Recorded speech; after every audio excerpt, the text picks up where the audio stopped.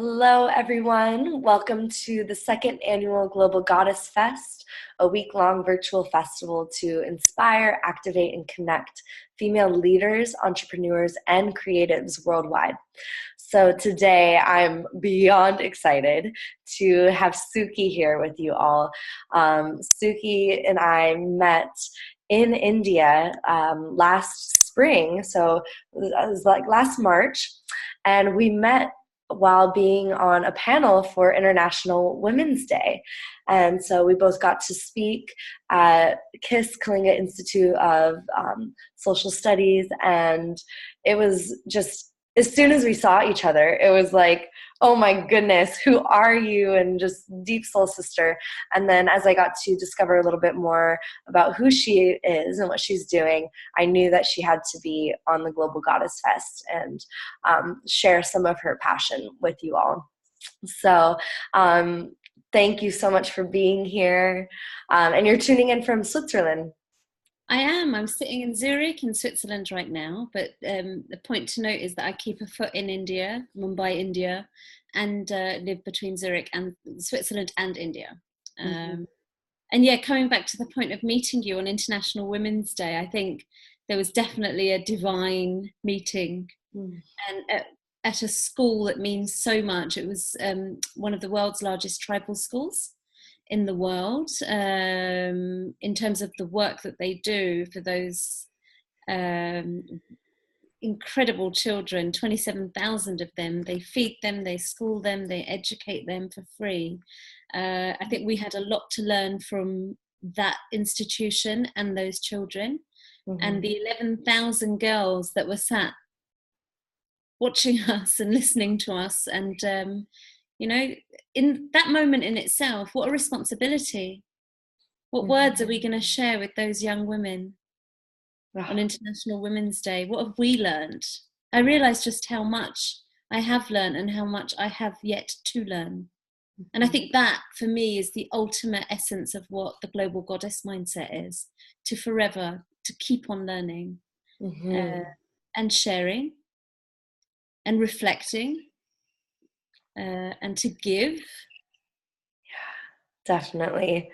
It's a continued evolution that we're all in, and we get to, have women on both ends, women that can give us guidance, and also women that we can inspire and bring on. And it's a part of our lineage that we get to carry. Absolutely, and to value moments, because it was a moment, certainly when we met, and we chose to ride that moment and continue it and not just go our separate ways. And you meet people throughout your journey, whether it's in your career, whether it's, down your local shop, in your boardroom. And if there is that spark and that something that says, stay connected, then stay connected.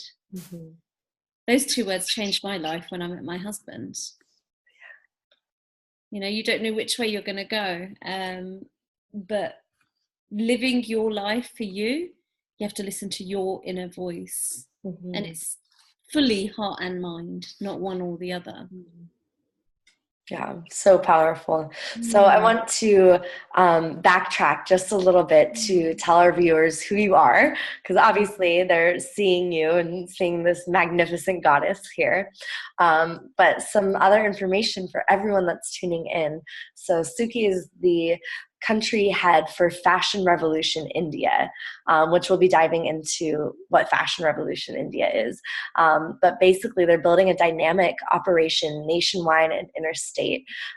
She's an advocate for gender equality, sustainability, and champions the need for a fair and transparent fashion industry, which I'm just like, yes, please. And I think a lot of women are in that same boat. Suki's also the executive director at the Swiss Indian Chamber of Commerce, with a member base of about 400 corporate companies between India and Switzerland. So to give you an idea of like the work that she's so dedicated to, and you'll see in this conversation how aligned she is in her work, and really bringing this holistic approach into business and global business. So thank you so much for everything that you're doing, first of all, and yeah, let's dive right in. Do you want to tell us a little bit more about Fashion Revolution India? Yeah, absolutely. So, I mean, Fashion Revolution is a people-powered campaign.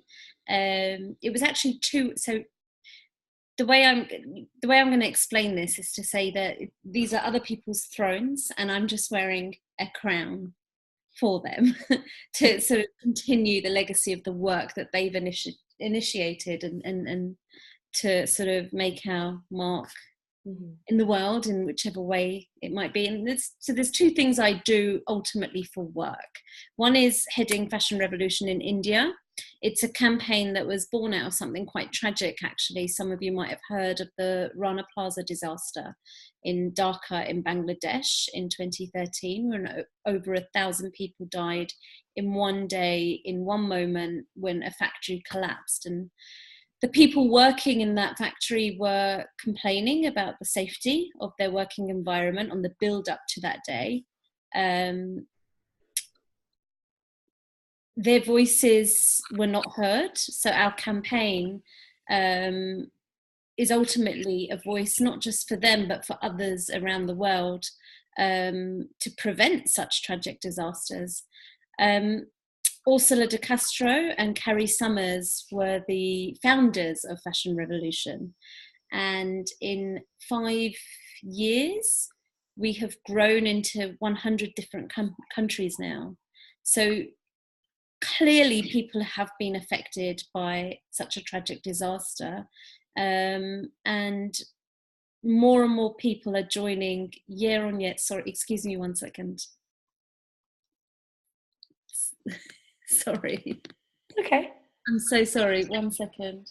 I was really aware of. Where was I? Okay, so we're back. Women. Yeah. So really go.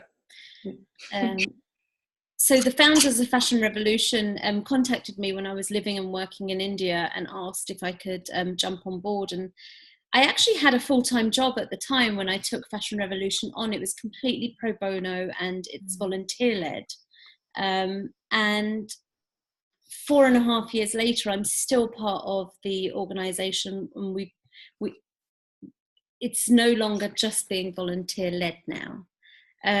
So I guess my point there is I took a plunge. I was deeply affected by something that happened and was driven by purpose and chose that I wanted to do this.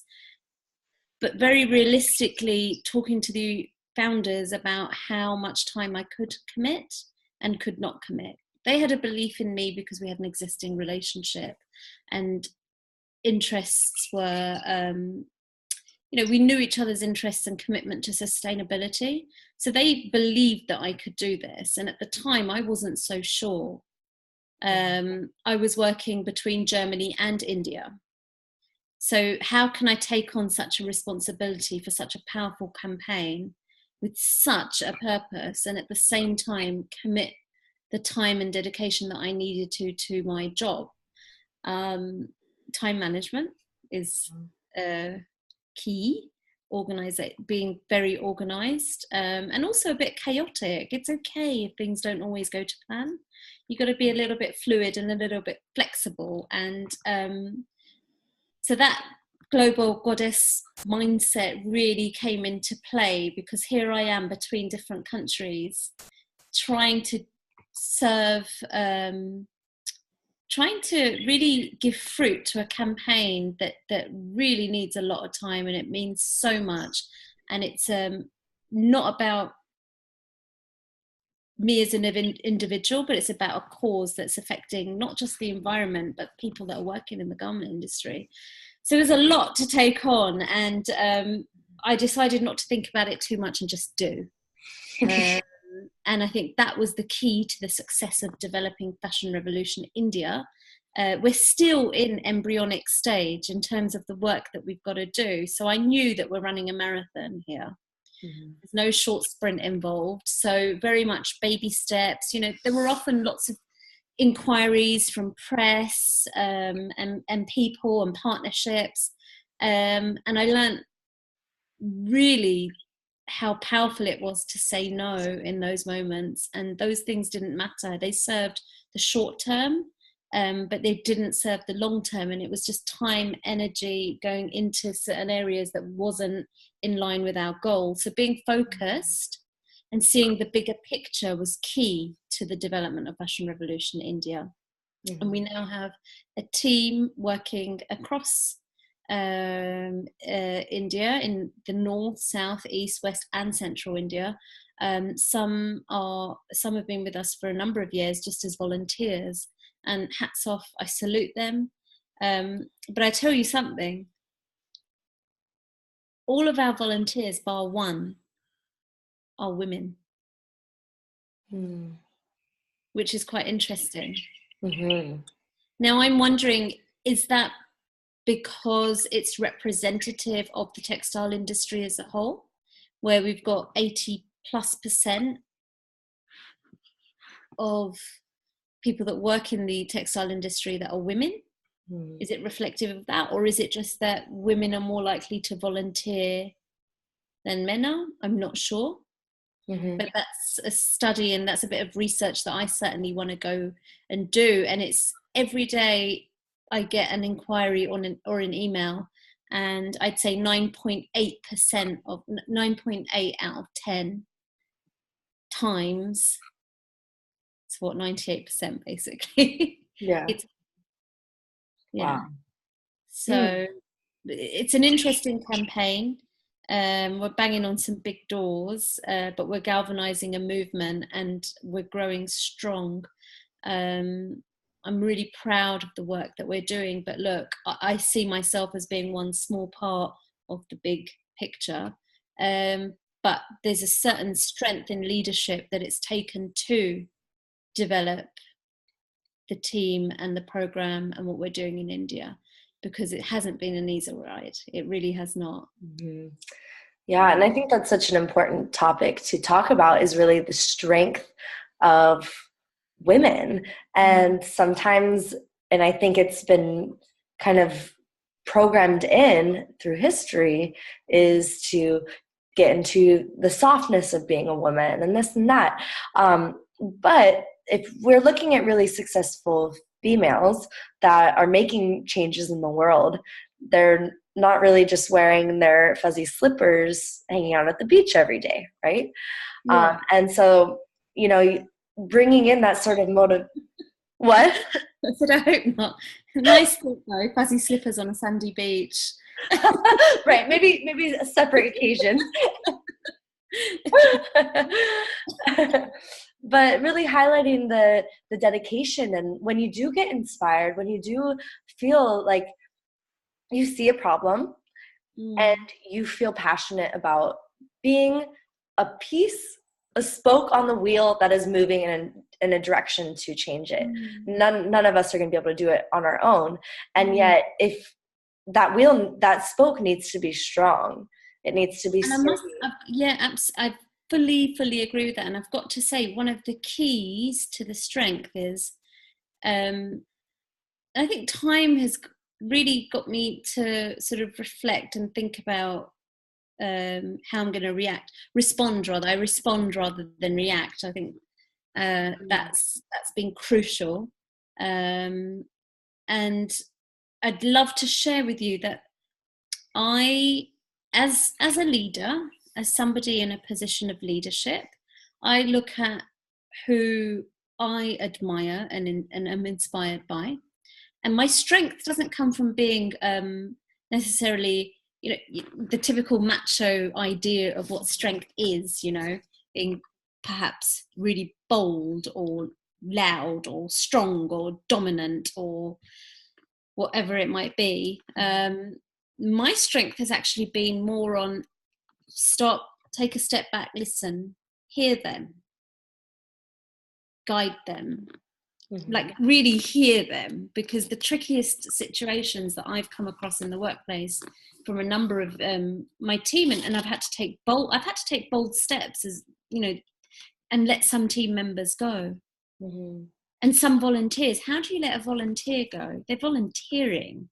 Do you know how hard it is actually to say, actually we don't condone that, or we don't want that in this environment, and thank you, goodbye. in a much kinder way. I think kindness is key. Mm-hmm. But I look at the team that I work with in Fashion Revolution globally, and the founders and my colleagues, women that I've actually known for about 15 years.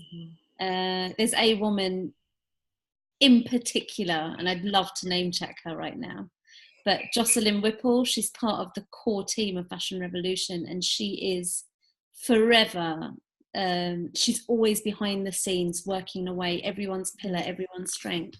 And if you look at how she handles and manages situations, and you can just take a little page out of her book, you're onto a winning streak. And so my advice would be, global goddesses, look at those that you admire, and look at those that you might not necessarily be like them, but you like how they handle things. Mm-hmm.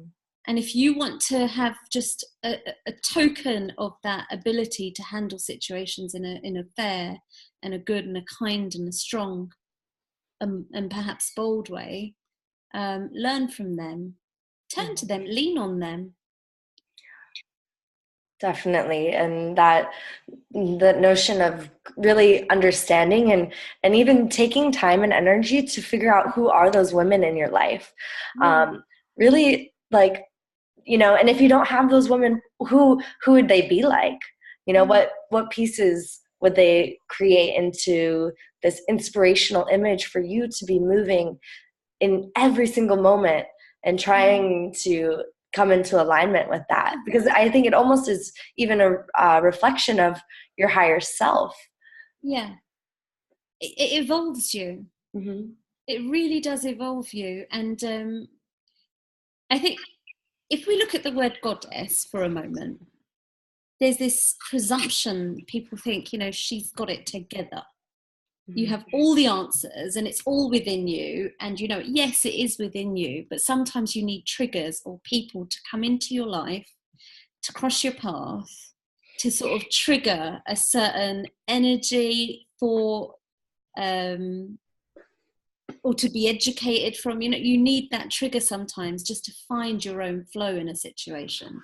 So eventually, you know, you'll have the confidence in your own voice and in your own sort of stature, and but sometimes you don't have it together because you're emotionally involved, or you're in the crux of something that you can't always, you might not have the confidence of knowing, do I react in this way, do I respond in that way, or you might just not have the confidence or belief in yourself in that moment. But tap in, look around you, lean on others. There's a strength in that. Yeah, I also like the idea of, you know, the women that maybe spark triggers within us, you know, to really utilize them and those moments to bring them into growth opportunities. I recently was like talking to a friend, and we were talking about what does a life of transformation really look like? And well, what it looks like is like breakdowns left and right. And yet in the moment, how are you turning all of those breakdowns that you're actually welcoming into your life for more growth into breakthroughs? Yeah, because there you go. And how quickly are you doing that? How much can you see this chaotic breakthrough in your life and be like, or break down and be like, oh, I see the lesson, and learn and apply and then take action to move forward. And that's a life of transformation. It's not growing your butterfly wings and you know, dancing around like shedding fairy dust. That will happen as a result of doing the hard work. It's called evolving. Some stuff just doesn't serve you, and sometimes you don't know what is right for you and wrong for you and not necessarily the best for you, but you'll be faced with situations and the universe will literally come and smack you in the face in its own sweet way, whether it's channeling through a person or a situation, to say this is not for you, move on. And if you're not going to listen, break down to break through. And just, you have to see those darkest moments. Really have to see those darkest moments as the light's on its way. And boy, is it going to blind me, because it will be a bright one. Totally. Yeah, breakdowns are great. I've got to say, they're not great at the time when you're going through them. But once you've ridden that wave, and you sort of, you don't sail on your surfboard, when you're surfing on your surfboard and riding that wave. Yeah. I'm sure there's a beautiful rhythm there somewhere. I don't surf, so I don't know, but definitely. There is a beauty in it. I mean, hands up if you've ever had a breakdown. Hands up if you've had several. Definitely. So, some of us talk about them more than others. Some moments are very personal, and it takes a lot to sort of speak up about them. But take care of yourself when you're out there working, or if you're not working and you're just exploring, take care of yourself in any environment. You know what's good for you. You know what's going to nourish your soul, water your roots. For me, that's family. It keeps me checked. There's a reason why I'm one sibling out of 6. I'm the type that strong foundation of family, and it really keeps me grounded. And I have to be close to them, even if it's just a call and a FaceTime. There've been years when I've sort of lived away and not had much contact. Making my way in the world in my early 20s, working, that was my everything. Friends as well. But now in my late 30s, on the cusp, flirting with 40, I'm very much aware of what serves me and what doesn't serve me. I'm very selective of who I spend my time with. But it's important also just to know, just to know those moments where you've got to just let go and be a bit wild and free. It's good for you. Definitely. And I'd love to hear, in this topic of conversation, you're in male-dominated boardrooms leading national team. What is that like to bring this sort of conversation in there? Or, what are the ways that you really hold strong to your power and your spirit while being in those environments? Oh, good question. Because the 2 organizations that I'm working with, there's Fashion Revolution, there's a lot of feminine energy in that. And then there's the Swiss Indian Chamber of Commerce, and it's very much male dominated. Wow. I'd love to send a link to the board members to this video. But how do I manage that? I think for me, I do put on different hats, and how I communicate does differ in both organizations, how I handle myself. I try not to be too different in both organizations. I try and hold true to myself. I've embraced my femininity more so now. There was a time when I used to have my hair bound up and away from my face, how I dressed, my armor was different because I felt that I was being listened to differently. I don't know if I was or I wasn't, but I certainly felt that there was a difference. And maybe it was me. Maybe I felt that I was kitted out to deal with situations better when I was less feminine and more masculine.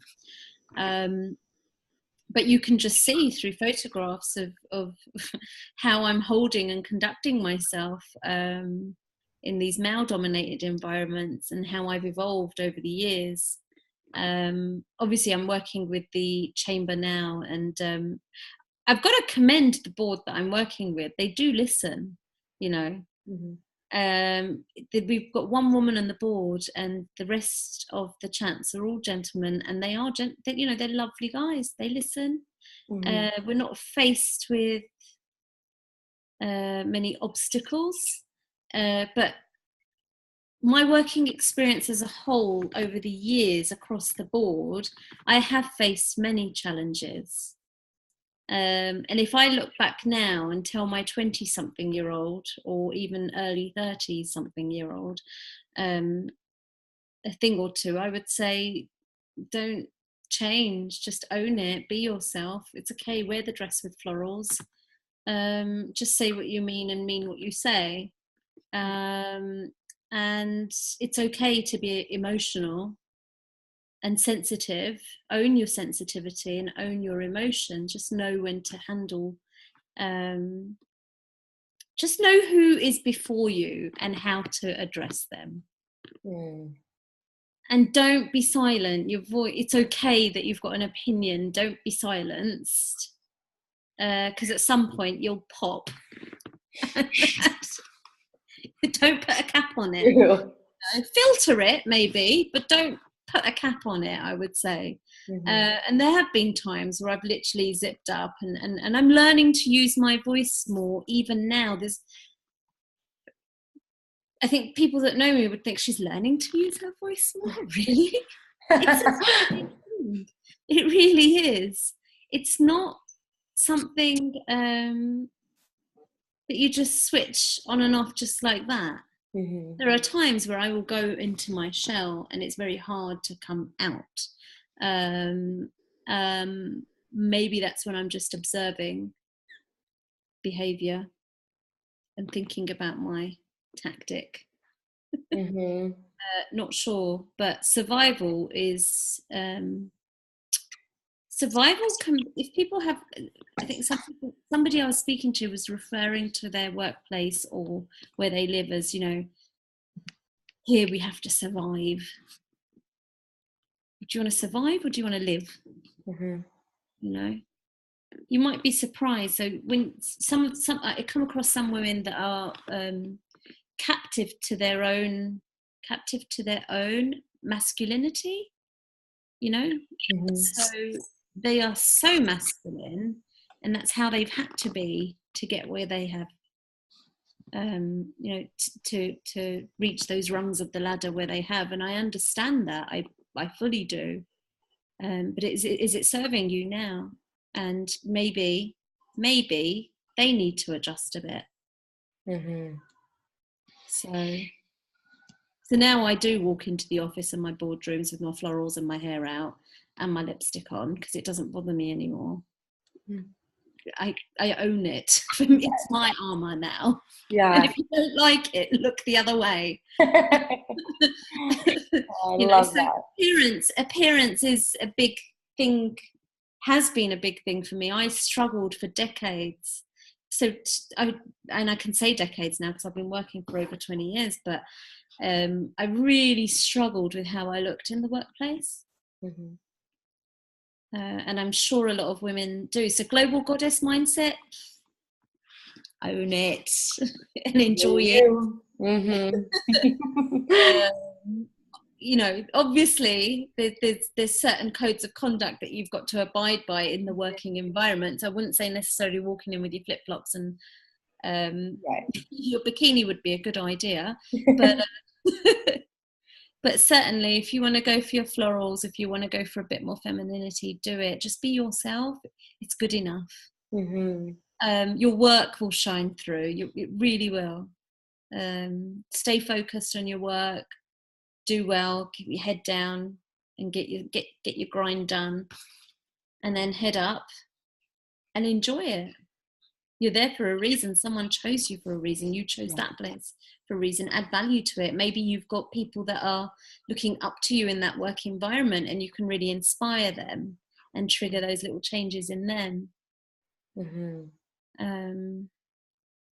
I love the team that I work with, both at the chamber. It's a very corporate environment. And I've got incredible women that I work with, and we work to lift each other up. There's the minute there's an inkling of, you know, you call it bad mind, that when you sense that competitive edge or that pull down, we nip it in the bud. And as a leader, we have to nip it in the bud. We can't let it grow. That's just not the way we roll, and it's not acceptable, and it's not okay. And these things happen to test you, to test your leadership. Definitely. And see, okay, well, where do we need to put our attention and focus on? And I just think, thank you so much for sharing your wisdom, because I think it rings true in so many women's lives, you know, depending on in any work that they're doing, because you've experienced both this like very more feminine side with the fashion revolution, and then being able to be a part of the chamber. It's amazing to hold both of those. And I think that's what I would like to invite everyone that's watching. How can you actually stretch yourself on both ends? Being a global goddess doesn't mean sitting on one side or the other. We're multidimensional women. And so how can you really stretch yourself in being your fullest capacity in any situation or environment that you're put into, and then staying in your integrity, in your alignment, and in your truth. So thank you so much, Suki, for being on here and for sharing. And are there any last snippets of inspiration that you want to share with the viewers before we sign off? I'll say be kind, smile plenty, and have some rituals in your daily fare. Be kind to yourself before you start your day and when you close your day, and those moments in between. They'll really charge you, and they'll give you that boost and that lift that you need. So rituals are an important practice. They keep me going. Whether it's a chant, whether it's shower rituals, whether it's adornment, the sacred ceremonial art of adornment, you know, really cherishing yourself, or making yourself that lovely cup of tea. Breathe a bit more, and be kind to yourself and those around you. Oh, so perfect. Thank you so much. Bye, everyone. We'll see you soon. Bye.